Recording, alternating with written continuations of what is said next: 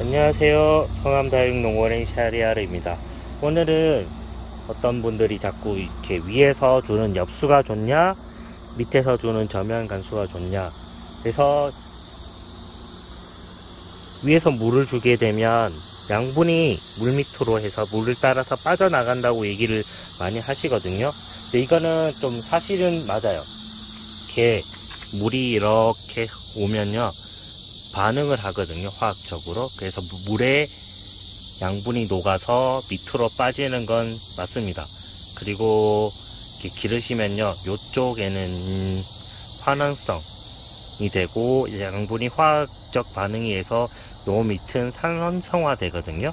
근데 이건 일반적으로 흙, 노지 얘기고요. 화분 같은 경우에는 완전히 이렇게 밑으로 빠지잖아요.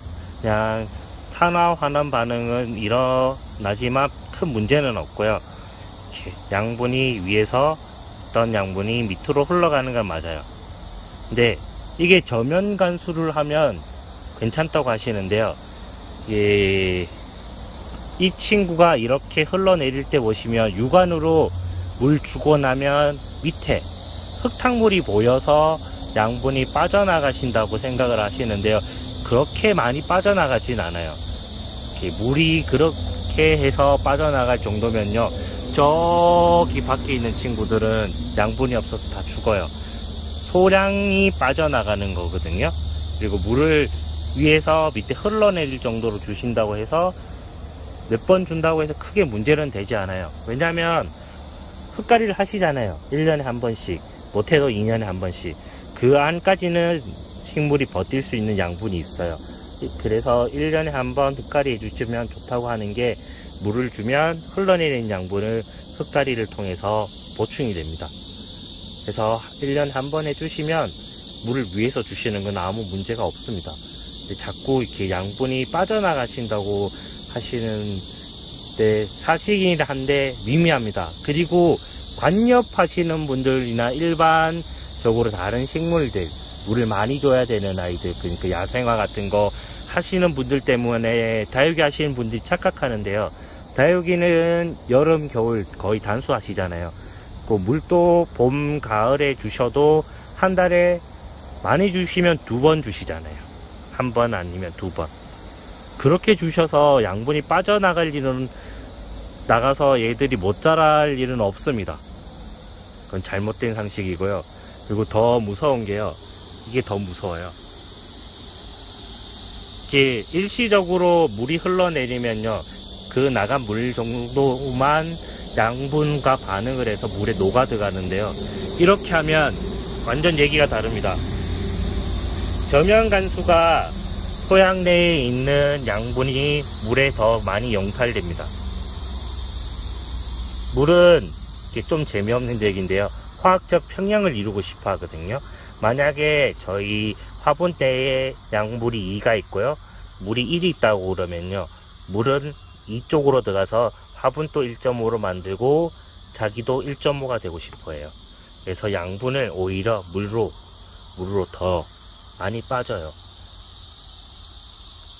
이게 더 심각한 문제가 발생될 수가 있어요. 그러니까 저면 간수 하실 때는 그걸 좀 유의를 하셔야 돼요. 그러니까 빨리 빼시는 게 좋아요. 오히려 이렇게 물이 위에까지 올라오신 난 다음에 빼시잖아요. 그러면 흙 내에 있는 양분도 이렇게 엽수로 주는 친구처럼 똑같이 물로 빠져나갑니다. 그래서 여러 번 물 가리 안 하고요 계속 여러 번 담그시다 보면 물색이 바뀌는 걸 볼 수 있어요. 그러면 화분 내의 양분이 물로 빠져나간 게 됩니다.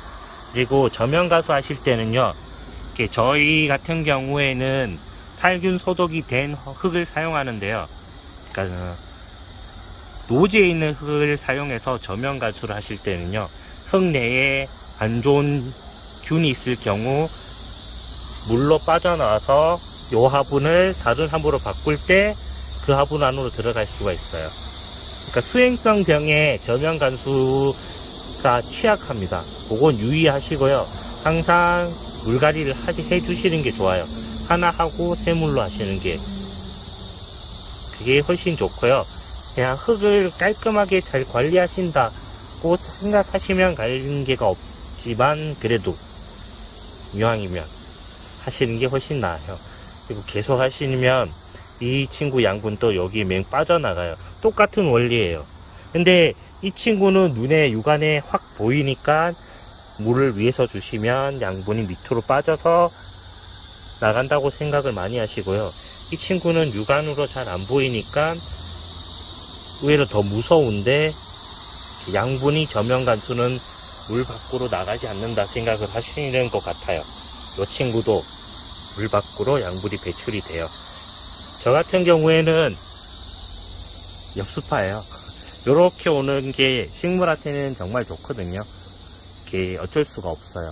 잎도 세척이 되고요. 안에 있는 안 좋은 물질 같은 게 물과 결합을 해서 밑으로 빠져나가지거든요. 그래서 저는 뭐니 해도 식물한테는 엽수가 제일 좋다고 보고 있고요. 근데 다육이는 조금 엽수를 주면 관리를 많이 해야 돼서 이렇게 지금 저면 간수를 하시는데요. 저면 간수도 많이 하시면 토양 내 양분이 오히려 엽수보다 이 친구보다 더 많이 용탈이 될 수 있기 때문에요. 하실 때 주의하셔야 돼요.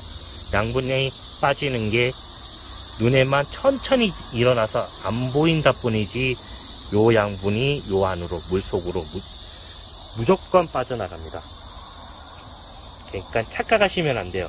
저면 간수든 엽수든 화분 내에 있는 양분이 물과 합쳐져서 밖으로 빠져나가는 거 똑같아요. 근데 요 친구가 더 장기간 담겨 있어서 용출이 조금 더 많아질 거예요.